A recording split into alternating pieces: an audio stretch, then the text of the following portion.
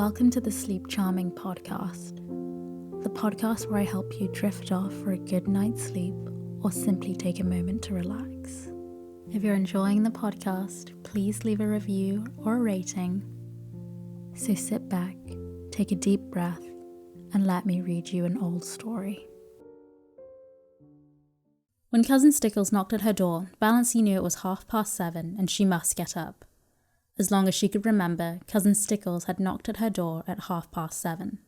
Cousin Stickles and Mrs. Frederick Sterling had been up since 7, but Valancy was allowed to lie abed half an hour longer because of a family tradition that she was delicate.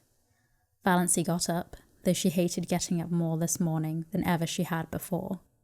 What was there to get up for? Another dreary day like all the days that had preceded it, full of meaningless little tasks, joyless and unimportant, that benefited nobody. But if she did not get up at once, she would not be ready for breakfast at 8 o'clock. Hard and fast times for meals were the rule in Mrs. Sterling's household.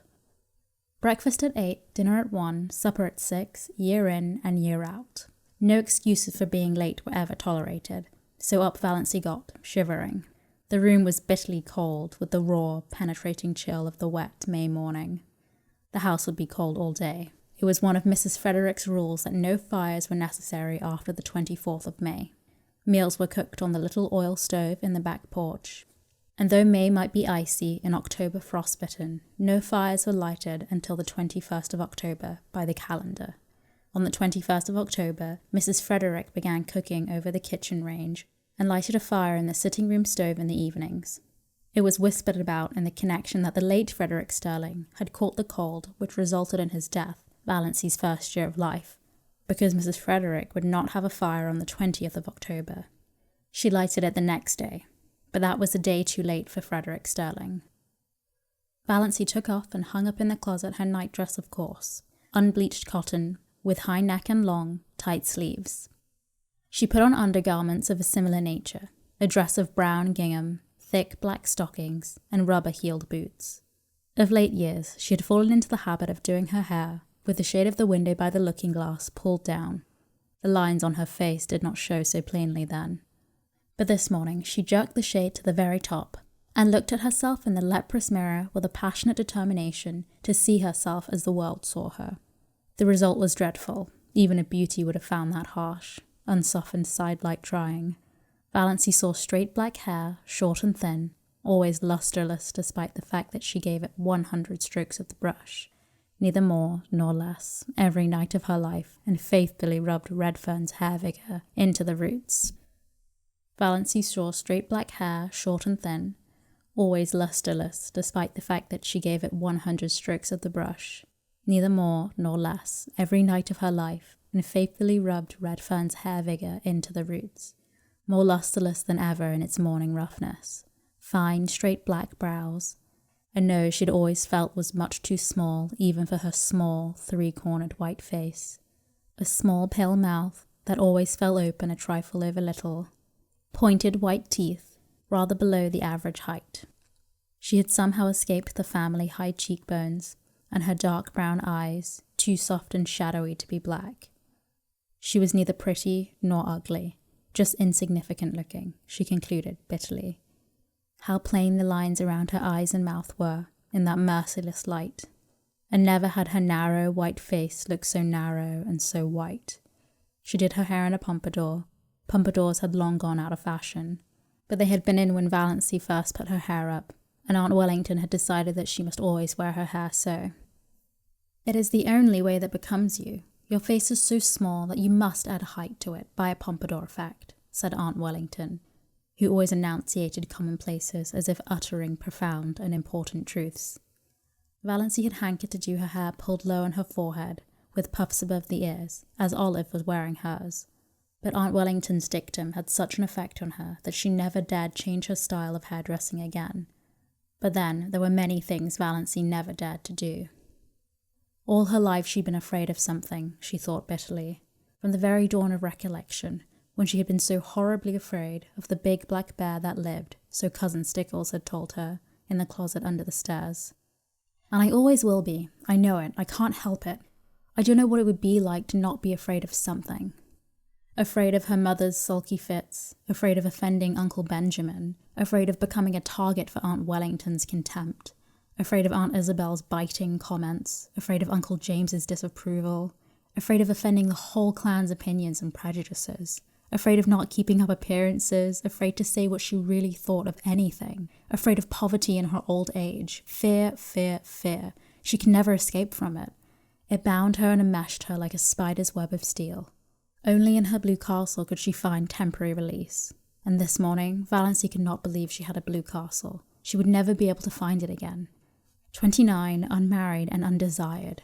What had she to do with a fairy-like chatelaine of the blue castle? She would cut such childish nonsense out of her life forever and face reality unflinchingly. She turned from her unfriendly mirror and looked out. The ugliness of the view always struck her like a blow. The ragged fence, the tumble-down old carriage shop in the next lot, plastered with crude, violently coloured advertisements, the grim railway station beyond, the awful derelicts that were always hanging around it even in this early hour. In the pouring rain, everything looked worse than usual, especially the beastly advertisement. Keep that schoolgirl complexion. Valancy had kept her schoolgirl complexion. That was just the trouble. There was not a gleam of beauty anywhere. Exactly like my life, thought Valancy drearily. Her brief bitterness had passed. She accepts facts as resignedly as she had always accepted them. She was one of the people whom life always passes by. There was no altering fact. In this mood, Valancy went down to breakfast. Breakfast was always the same: oatmeal porridge, which Valancy loathed, tea and toast, and 1 teaspoonful of marmalade. Mrs. Frederick thought 2 teaspoonsful extravagant, but that did not matter to Valancy, who hated marmalade too. The chilly, gloomy little dining room was chillier and gloomier than usual. The rain streamed down outside the window. Departed Sterlings, in atrocious gilt frames, wider than the pictures, glowered down from the walls. And yet Cousin Stickles wished Valancy many happy returns of the day. "Sit up straight, Doss," was all her mother said. Valancy sat up straight. She talked to her mother and Cousin Stickles of the things they always talked of. She never wondered what would happen if she tried to talk of something else. She knew, therefore she never did. Mrs. Frederick was offended with Providence for sending a rainy day when she wanted to go to a picnic, so she ate her breakfast in a sulky silence for which Valancy was rather grateful. But Christine Stickles whined endlessly on as usual, complaining about everything: the weather, the leak in the pantry, the price of oatmeal and butter. Valancy at once felt like she'd buttered her toast too lavishly. The epidemic of mumps in Deerwood. "Doss will be sure to catch them," she forebode. "Doss must not go anywhere. She's likely to catch mumps," said Mrs. Frederick shortly. Valancy had never had mumps, or whooping cough, or chicken pox, or measles, or anything she should have had. Nothing but horrible colds every winter. Doss's winter colds were a sort of tradition for the family. Nothing, it seemed, could prevent her from catching them.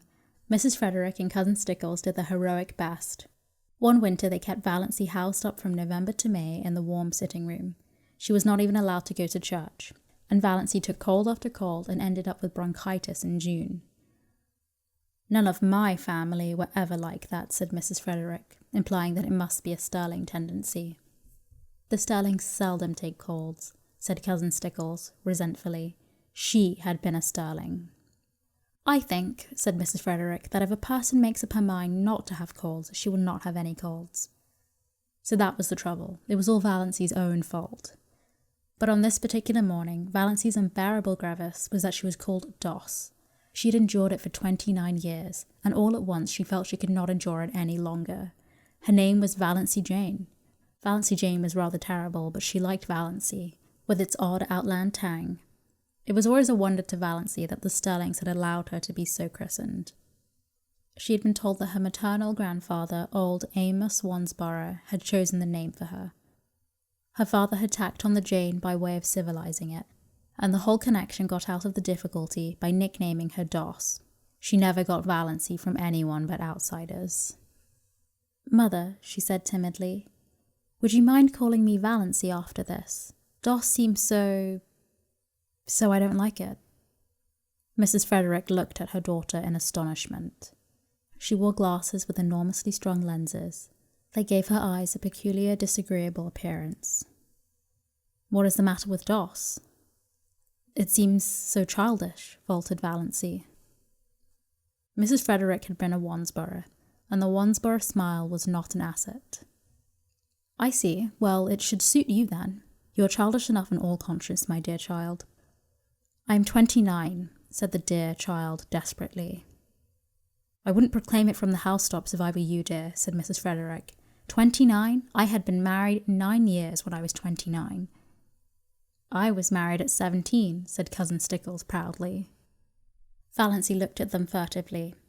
Mrs. Frederick, except for those terrible glasses, and the hooked nose that made her look more like a parrot than a parrot itself could look, was not ill-looking. At 20 she might have been quite pretty. But Cousin Stickles, and yet Cousin Stickles had once been desirable in some man's eyes.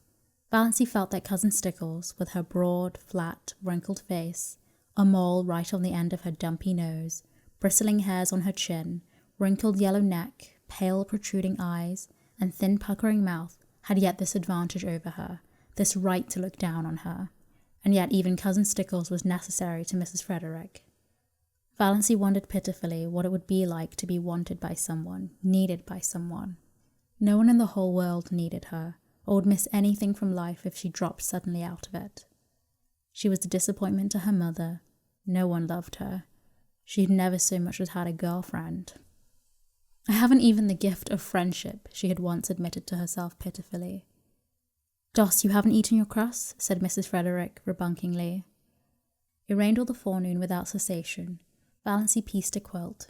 Valancy hated piecing quilts, and there was no need of it. The house was full of quilts.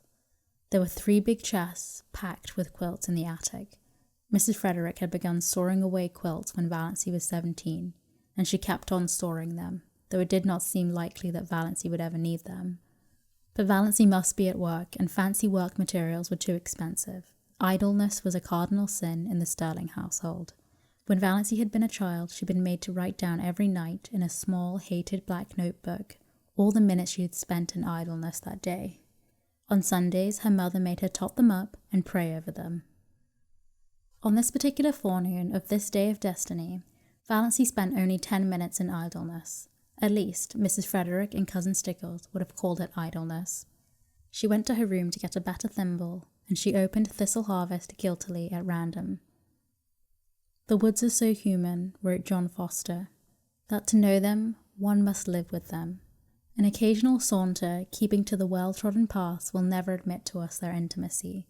If we wish to be friends, we must seek them out and win them by frequent reverent visits at all hours, by morning, by noon, and by night, and at all seasons, in spring, in summer, in autumn, in winter. Otherwise we can never really know them, and any pretense we make to the contrary will never impose on them. They have their own effective way of keeping aliens at a distance, and shutting their hearts to mere casual sightseers. It is of no use to seek the woods from any motive except sheer love of them. They will find us out at once, and hide all their sweet, old-world secrets from us. But if they know we come to them because we love them, they will be very kind to us and give us such treasures of beauty and delight as are not bought or sold in any marketplace. For the woods, when they give at all, give unstintedly, and hold nothing back from their true worshippers. We must go to them lovingly, humbly, patiently, watchfully, and we shall learn what poignant loveliness lurks in the wild places and silent intervals, lying under starshine in sunset, what cadences of unearthly music are harped on aged pine boughs, or crooned in corpses of fir, what delicate savours exhale from mosses and ferns in sunny corners, or on damp brooklands, what dreams and myths and legends of older time haunt them. Then the immortal heart of the woods will beat against ours, and its subtle life will steal into our veins, and make us its own forever, so that no matter where we go, or how widely we wander, we shall yet be drawn back to the forest, to find our most enduring kinship. Doss, called my mother from the hall below. What are you doing all by yourself in that room? Valancy dropped Thistle Harvest like a hot coal and fled downstairs to her patches. But she felt the strange exhilaration of spirit that always came momentarily to her when she dipped into one of John Foster's books. Valancy did not know much about the woods, except the haunted groves of oak and pine around her blue castle. But she'd always secretly hankered after them, and a foster book about woods was the next best thing to the woods themselves. At noon it stopped raining, but the sun did not come out until 3. Then Valancy timidly said she thought she would go uptown. "What do you want to go uptown for?" demanded her mother. "I want to get a book from the library." "You got a book from the library only last week?" "No, it was 4 weeks. 4 weeks? Nonsense. Really it was, Mother. It cannot possibly have been more than 2 weeks. I dislike contradiction and I do not see what you want to get a book for anyhow. You waste too much time reading." "Of what value is my time?" asked Valancy bitterly. "We need some tea," said Cousin Stickles.